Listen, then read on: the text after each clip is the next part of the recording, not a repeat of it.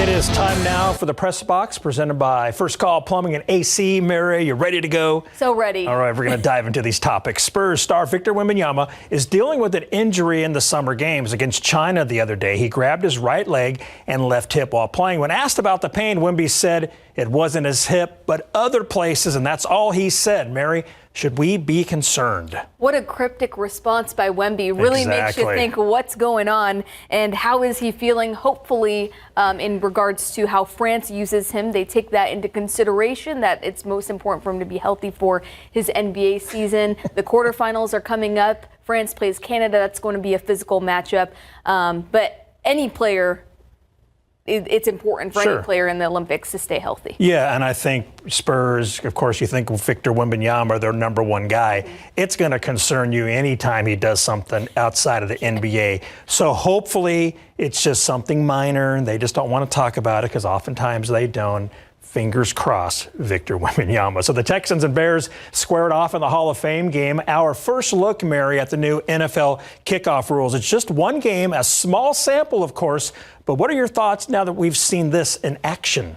I think it'll take time for it to feel less clunky. You could definitely see that both teams were just trying to figure it out. It was lackluster. We didn't see a whole lot in its debut in live action football. But as D'Amico Ryan said earlier in the show, it's still physical. There's still a lot of hits, although they're not coming at each other with so much speed with that distance built up. So that's good health-wise. Yeah, a lot of big hits still. And I like it, and we need to give it more time. One game's definitely not enough. But I like, in theory, that it's supposed to cut back on injuries. So hopefully it works out. But yes, I agree. It was definitely clunky to start. ESPN surveyed NFL league executives, coaches, and scouts to name several top 10 lists, including the top 10 corners. And they left Cowboys' Trayvon Diggs and DaRon Bland off the list. Diggs says they don't care about no list, and they're in a league of their own. Mary?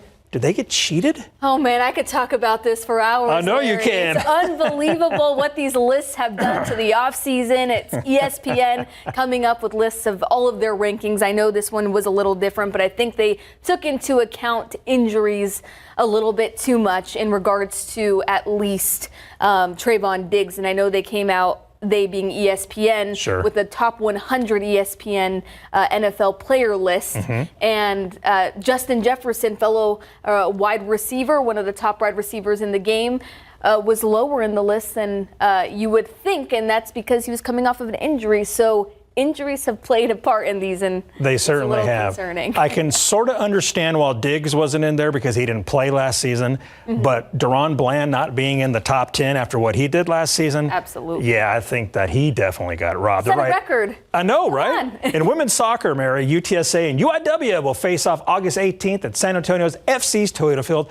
How cool is this for these two programs to get to play on that pitch? It's so cool. I can't wait to see the action. Both of them play in different conferences, right? D1 soccer. So for them to be able to help each other out, like both coaches said in their opening presser or their press conference in regards to the game, great stuff. Love to see it. And I can't wait. You know what? How exciting. Some of these athletes will not play soccer beyond this level. Seriously. So they're going to get to play here at the field that SAFC plays on. That's bucket list. Yeah, that is certainly awesome. Cool. All right, Mary, good job. Yes. And that does it for the Press Box.